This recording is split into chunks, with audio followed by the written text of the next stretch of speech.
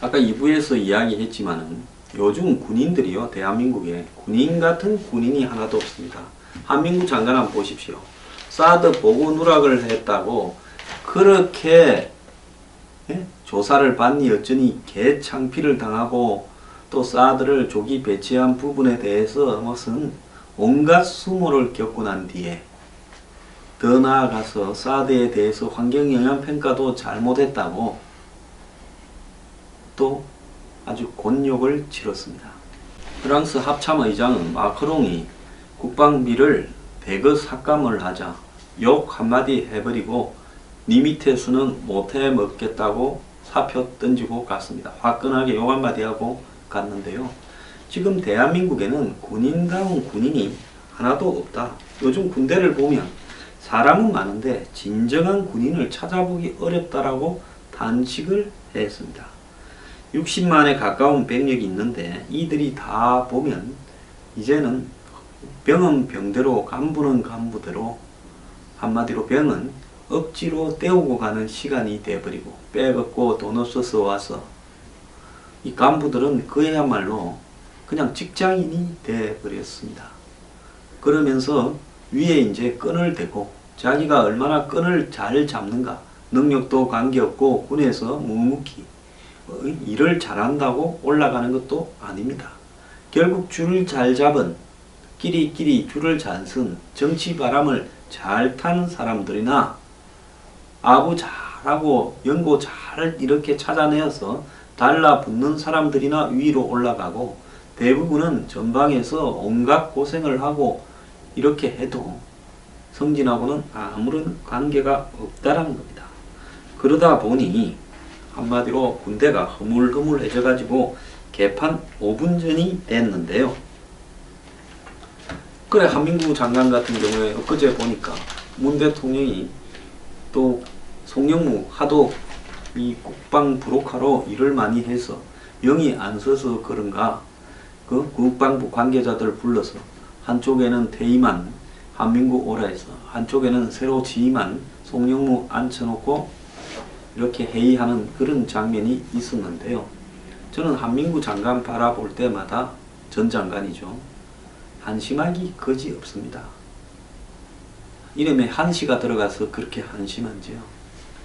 자, 그렇게 해가지고 임기를 그래 채우고 나오니까 행복합니까? 자, 이 와중에요.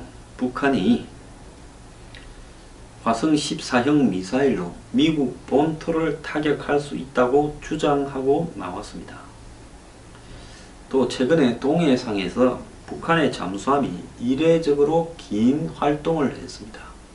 북한이라는 게 재래식 잠수함밖에 없는데 1800톤짜리 재래식 잠수함이 동해에서 지금 수상한 행보를 하고 있습니다. 이제 잠수함 발사 SLBM 즉 미사일을 이렇게 어떻게 발사해 볼 건가 하는 고민을 하고 있는지도 모르죠. 북한 노동신문은 ICBM이 위력적인 핵공격 수단이라면서 사거리 기준을 6,400km라고 밝혔는데요. 한미 군당국의 기준보다 900km가 더 길어 미국을 직접 겨냥할 수 있다고 밝힌 걸로 보입니다. 우리는 이 얼마 이상이 ICBM이라고 합니까? 5,500km를 넘어야 ICBM이다. 이렇게 이야기를 하는데 북한은 우리는 6,400km를 넘어야 ICBM이다. 그래서 지난번에 우리가 쐈던 화성 14호는 ICBM이라고 우리가 주장하는 것을 보면 6,400km를 훨씬 넘었다라는 이야기입니다. 강원도 원산에서 알래스카까지가 5,900km, 하와이까지가 7,300km인데 지난 5월 발사한 화성 12형으로 두 곳 모두를 타격할 수 있다고 주장을 했습니다. 자, 지난 6월 달에 발사한 화성 14형으로는 미국의 심장부를 타격도 가능하다라고 이야기를 한 겁니다. 자, 우리는 너네들은 해서 지난 화성 12형은 5,500km를 넘지 못해서 ICBM이 아니다 이야기를 하는데 우리는 6,400 이상이 ICBM이니까 이 화성 12가 6,400에 근접해서 갔다라고 이렇게 본다면 너네들 알래스카니 하와이니 다 위험할 수도 있다라는 거고, 그 다음에 우리 새로 쌓아 올린 화성 14형은 이제는 미국 본토까지 날아갈 수 있다, 이런 말을 한 겁니다. 자꾸 뻥을 쳐야 북한이 유리한 위치에 서니까 그렇게 하겠죠. 자, 이 가운데 1800톤급 로미오급이라고 불리우는 북한 잠수함이 최근에 동해에서 일주일간 올라오지 않고 물밑에서 계속 잠항을 했다라는 겁니다. 자, 한편 이 지난주에 북한이 잠수함들이 밀집해 있는 심포 기지에서 SLBM 발사 기술 실험을 한 것도 확인이 되었습니다. 이 와중에요, 북한의 지금 타깃이 충분히 될 수 있는 하와이에서는 북한의 핵이 날아오는 데 대비해서 냉전 이후 처음으로 핵 대피 훈련을 하와이에서 한다고 합니다. 미국 하와이주 비상관리청은요, 오는 11월부터 매달 첫 근무일에 이 북한의 핵 공격에 대비한 주민 대피 훈련을 한다고 합니다. 즉 15킬로톤짜리 핵무기가 호놀룰루 약 300m 상공에서 폭발했을 때라는 상황을 상정하고 거기에 따른 대피 훈련을 해서 비상 사이렌이 울리면 주민들은 자택이나 인근 건물 지하 등 대피처로 대피하는 훈련을 하는 겁니다. 미국 집들은 보면요, 대부분 지하실이 있죠. 그래서 그 지하실이 방공호 등을 역할도 하고 있는데 평소 거기에 먹을 것도 저장을 해놓는 사람도 많습니다. 이 이제 대피 훈련을 할 때 하와이 주민 1,400만 명 뿐만 아니라 연간 관광객도 한 900만 명쯤 가는데 이 사람들도 전부 대피 훈련을 해야 되는데, 하와이가 관광으로 주로 먹고 사는데 여기에 지금 차질이 생기는 거 아니냐라고 하지만 이 하와이 보안 당국은 꼭 해야 하는 훈련이다라고 이야기한답니다. 그러니까 하와이가 북한에서 6천 몇백 킬로밖에 안 되고 지금 화성 14로는 충분하고 화성 12호로도 가능할지 모르는 그런 상황에서, 또 하와이는 미국의 태평양 사령부가 있고 또 그 외에도 주요 해군 기지 등이 이렇게 있는 곳입니다. 그래서 하와이가 북한의 미국 공격의 첫 타깃이 될지도 모른다는 거고, 북한에서 쐈을 때 하와이까지 오는 시간은 20분도 안 걸린다는 겁니다. 그러니까 그 사이에 쐈다, 진짜로 뭐가 하나 날라왔다, 이렇게 되면 하와이 사람들은 짧은 시간에 다 대피를 해야 되는 거죠.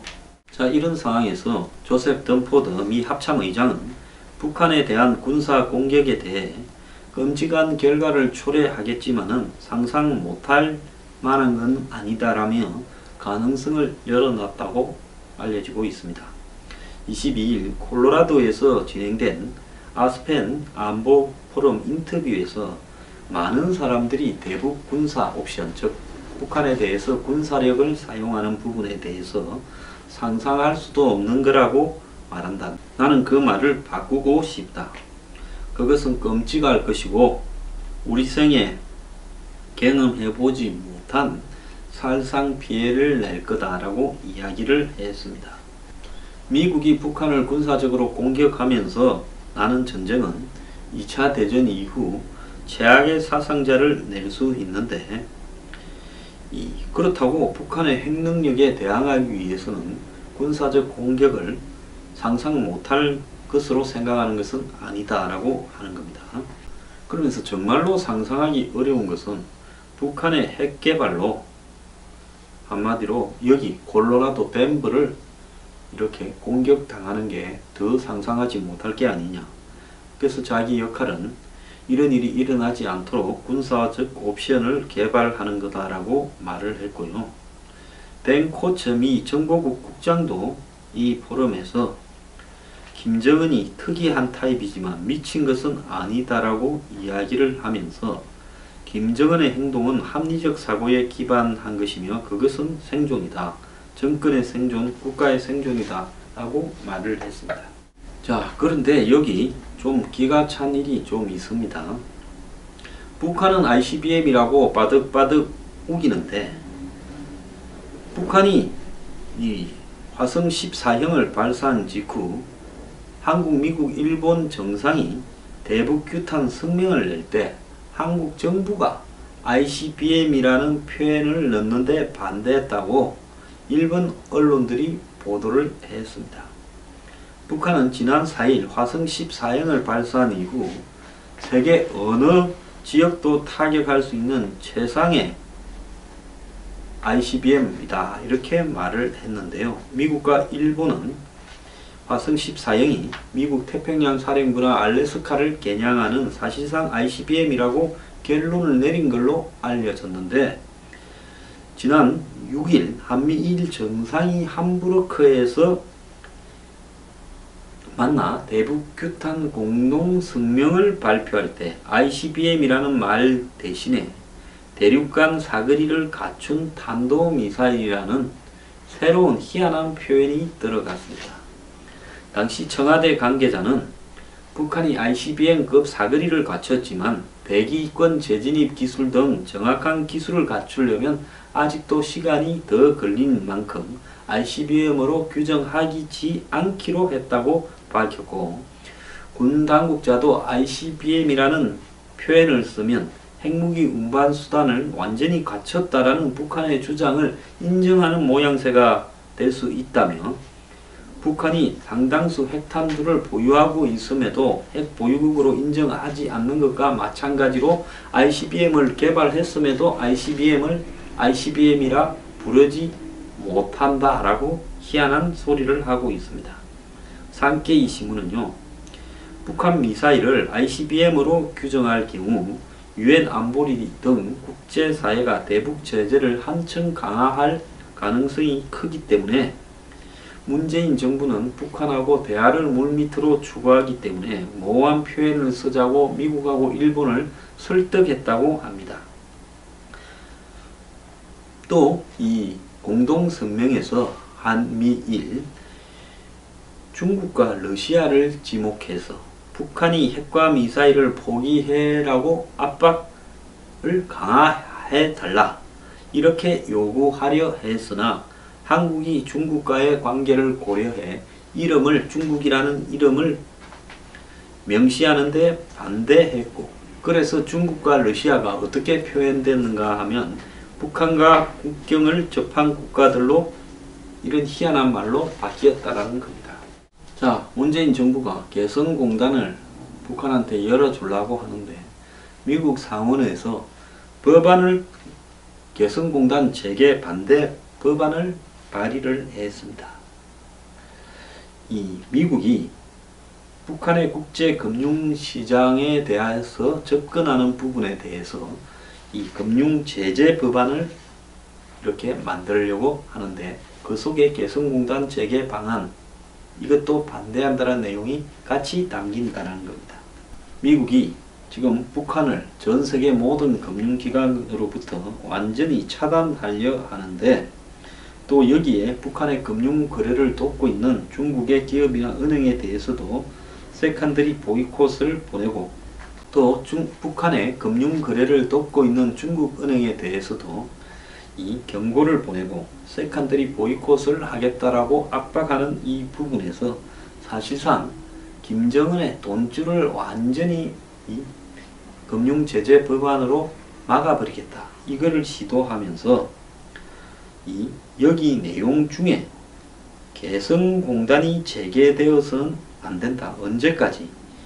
북한이 핵을 포함한 대량 살상 무기와 미사일 등 운반 수단을 폐기할 때까지는 개성공단을 재개할 수 없다고 지금 명시하겠다는 겁니다. 그래서 이 현금이 북한으로 넘어가지 않도록 하겠다라는 겁니다. 비록 법적 구속력은 없는 의회의 인식조항에 담긴 내용이지만은 개성공단 재개에 대한 미 의회의 반감이 담겨 있는 겁니다. 자, ICBM을 ICBM이라 부르지 못하고 중국과 러시아라고 이렇게 부르지 못하는 문재인 정부, 이제 어쩌려고 이럽니까? 개성공단 빨리 재개해 보길 바랍니다.